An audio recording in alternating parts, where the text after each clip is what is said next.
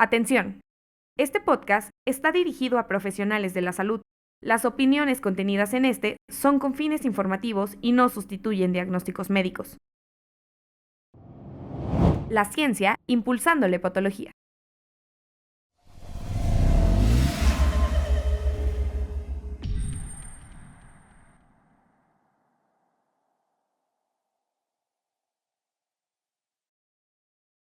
Hola, ¿qué tal? Un gusto estar en este podcast organizado por la Asociación Mexicana de Hepatología.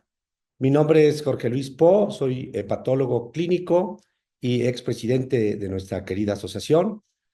Hoy tenemos el gusto de tener como ponente adicional al doctor Nahum Méndez, que le pido que se presente él mismo. ¿Qué tal? Buenos días. Un gusto también estar aquí con ustedes. Yo soy Nahum Méndez Sánchez, hepatólogo y también expresidente de la Asociación Mexicana de Hepatología. Un gusto. Bien, les platico que en este podcast abordaremos 5 preguntas relacionadas con la biopsia hepática y con el enigma este que nos han puesto de si sigue o no siendo necesaria. Entonces, bueno, primera pregunta, considerando que este podcast va dirigido también a nuestros colegas médicos generales, es ¿cuántos tipos de biopsias hepáticas existen y cuáles son los parámetros ideales de calidad del muestreo para considerar que una biopsia hepática es apropiada? Bueno, pues hay diferentes tipos de biopsia. Es un estudio que sigue siendo vigente para el estudio de las hepatopatías. El más frecuente, sin duda alguna, es la biopsia percutánea, que es la que se hace con más frecuencia. En casos especiales se puede hacer directamente en el quirófano una biopsia percutánea, perdón, en cuña, durante un procedimiento quirúrgico. Se puede hacer también incluso por laparoscopía sin necesidad de que sea un acto quirúrgico. Pues el otro tipo de biopsia es el transyugular. El transyugular se indica en personas o pacientes que tienen un problema de la coagulación sobre todo, y ahí es donde está indicado. Comentaba que la más frecuente, sin duda alguna, la que estamos utilizando con frecuencia es la percutánea. ¿Por qué? Por el tamaño de biopsia que se puede obtener, el tamaño de tejido, y que se pueden a veces dar 2 pases, hasta 3 pases en un momento dado, si el tejido no es suficiente. Al igual que en la biopsia en cuña o la paroscópica, ahí tiene el cirujano, tiene acceso a cortar el tejido directamente, e incluso nos puede servir este tipo de biopsia para, no solamente para analizarla desde el punto de vista histopatológico, sino también para hacer estudios de otro tipo. Por ejemplo, para aislar el RNA, para aislar el DNA en un momento dado, y para hacer otro tipo de estudios que a veces son necesarios, sobre todo para, no solamente para conocer el diagnóstico, sino también para hacer estudios de investigación.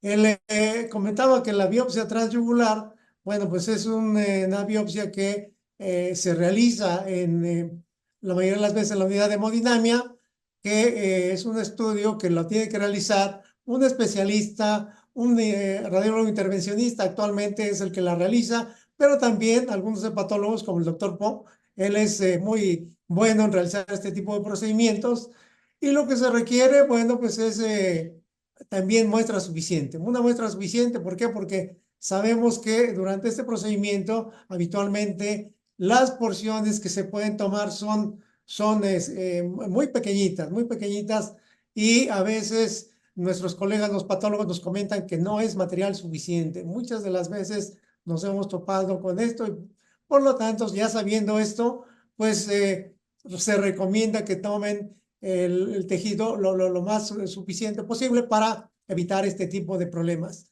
¿Cuáles son los criterios? Bueno, esos son los, digamos, los tipos de biopsias que habitualmente utilizamos.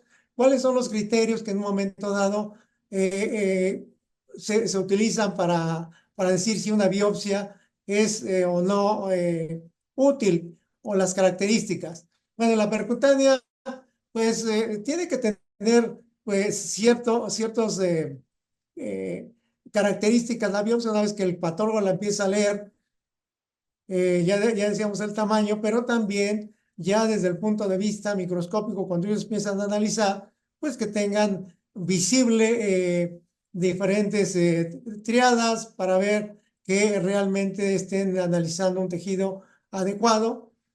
Y pues eso también es aplicable para las biopsias que se toman por vía laparoscópica o bien en cuña.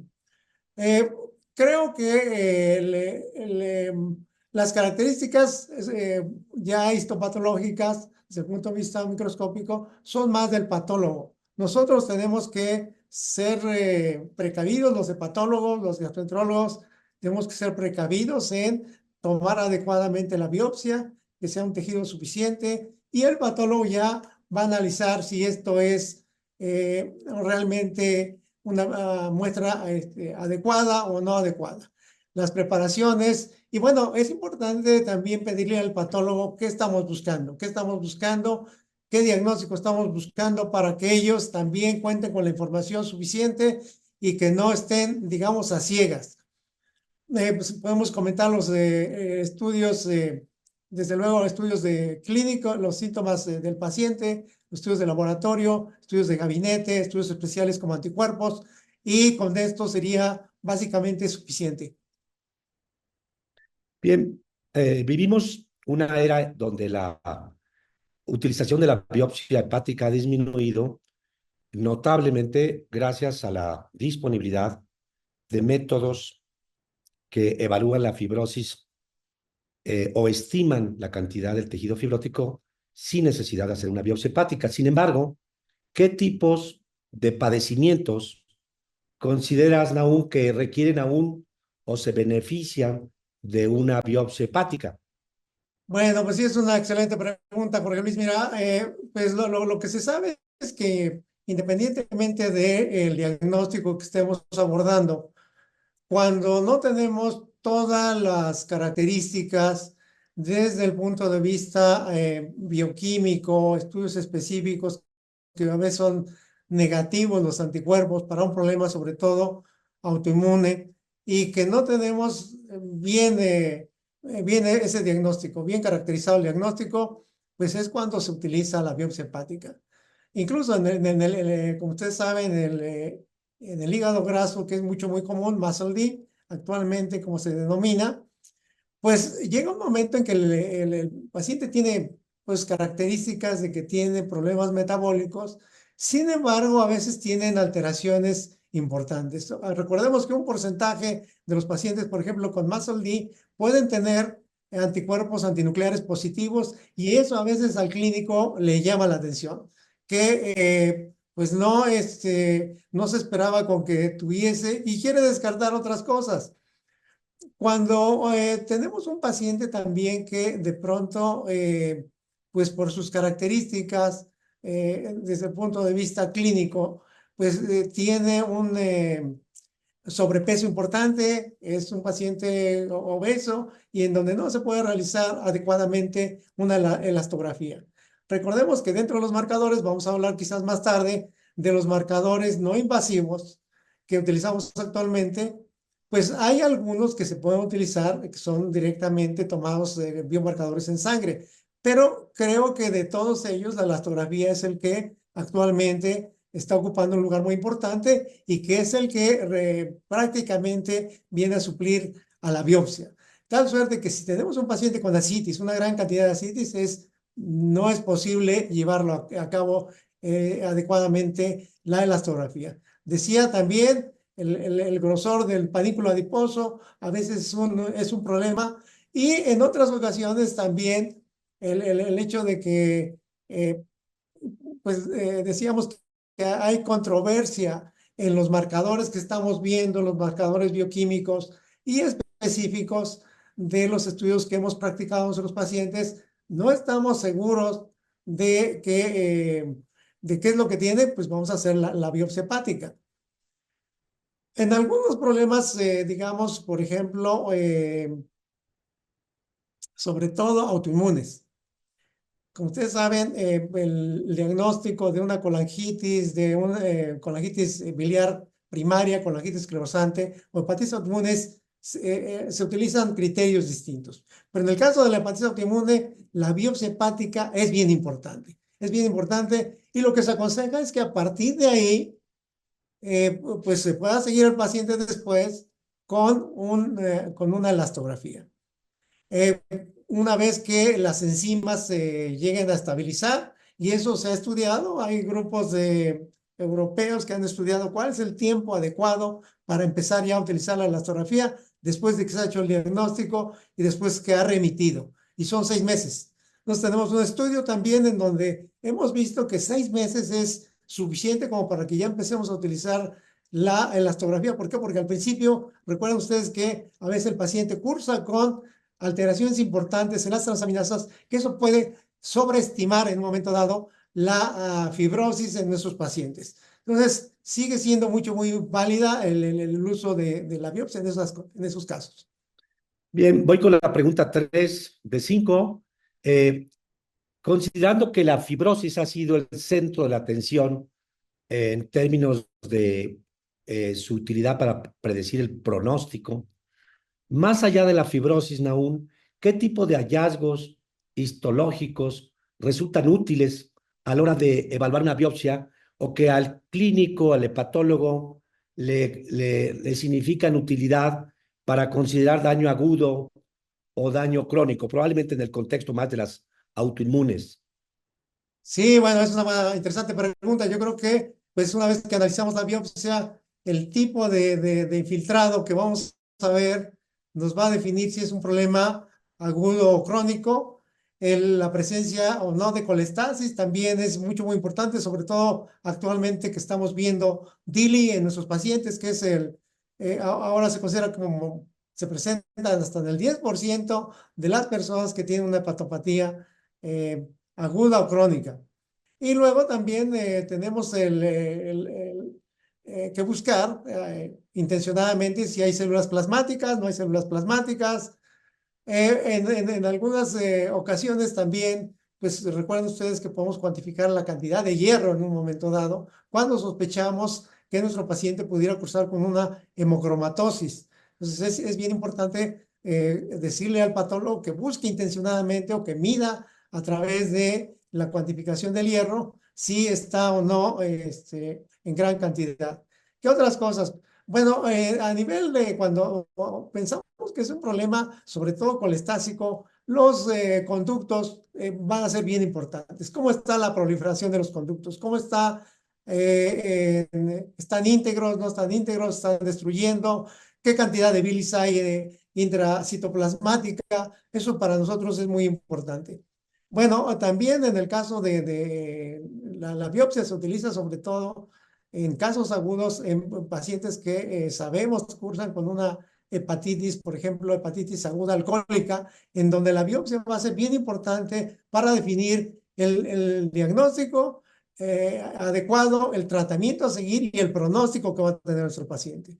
En esos casos es bien importante junto con el DILI. Yo creo que son las situaciones en las que tenemos que estar alerta en esos casos agudos. Ya en los crónicos, bueno, pues nos va a servir, les decía, pues para ver, con el tipo de infiltrado nos vamos a percatar, pues desde luego que el tipo de fibrosis, cómo es el tipo de fibrosis que están presentando nuestros pacientes, y bueno, pues eso lo vamos a correlacionar, incluso ya hay estudios que demuestran una correlación muy importante entre los diferentes grados de fibrosis con la elastografía, utilizando desde luego las escalas de Metavir o de Ishak en el caso de la biopsia hepática y que se han correlacionado precisamente con la elastografía. Yo creo que eso es lo más importante que podría decir en este momento. Gracias. Bueno, tal vez para la audiencia, que son en buena parte médicos de primer contacto generales, DILI es de Drug Induced Liver Injury, que es la hepatitis medicamentosa que cada vez la vemos con más frecuencia, por lo menos en el contexto clínico, y tenemos que pensar en ella, como bien decía doctor Méndez, y esta importancia de a veces tener un daño dual, ¿no? Un otro padecimiento como daño alcohólico y aparte padecimiento de medicamentoso, el DILI famoso, ¿no? Y tal vez en este mismo contexto, Nahum, que sería la cuarta pregunta, se ha cuestionado un poco a la biopsia de las limitaciones diversas. Entonces yo te pediría un breve comentario sobre la concordancia entre patólogos a la hora de estimar un indicador tan importante como es el grado de fibrosis, que puede de alguna forma tener valor pronóstico sobre sobrevida. Bueno, sí, eso es muy importante. Fíjense que en todos los estudios, yo creo que no es nada más el caso de la biopsia. Nosotros vemos el ultrasonido cómo puede haber discrepancias entre los observadores. Entonces, sí, digamos que la concordancia que hay a veces entre colegas que leen una biopsia, pues a veces difiere mucho interobservador. Y luego, si nosotros, comentaba hace un rato, si nosotros analizamos conjuntamente los resultados de la biopsia con un estudio como es la elastografía, que para muchos lo conocen como FibroScan, pero es elastografía hepática. Bueno, esta elastografía comentaba que ya se han hecho estudios precisamente para ver qué tanto concuerda la fibrosis grado 2 con lo que se está viendo en la biopsia. Si se comparan ambos resultados para ver si hay una concordancia o no hay una concordancia. También creo que ahí depende mucho de lo que se ha visto, también depende mucho de la escala que utilicemos en el caso de la biopsia. Es decir, estamos utilizando Ishak, estamos utilizando Metavir, o bien otra escala, porque las escalas cambian, y si nosotros no estamos atentos a eso, puede haber un error.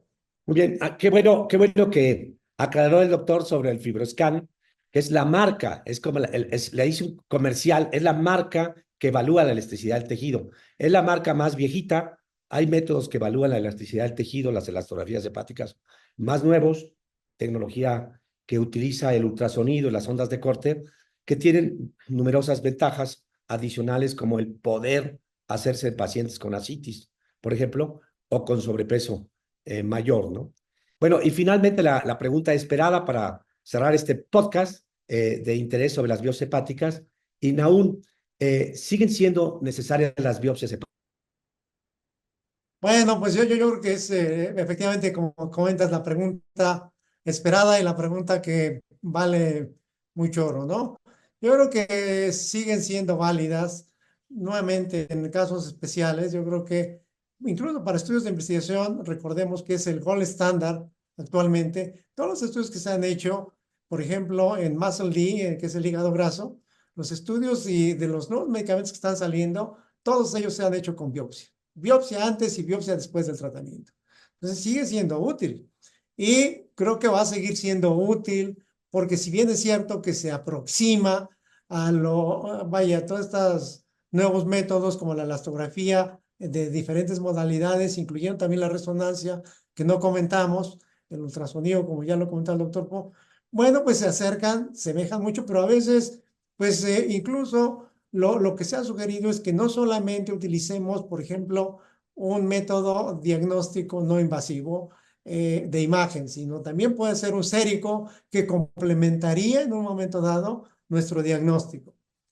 Y a pesar a veces de utilizar esta herramienta, no llegamos completamente al diagnóstico, la biopsia sigue siendo muy importante. Entonces, para la vida real, yo diría que el clínico tiene que estar muy atento a utilizar estos biomarcadores que están a disposición.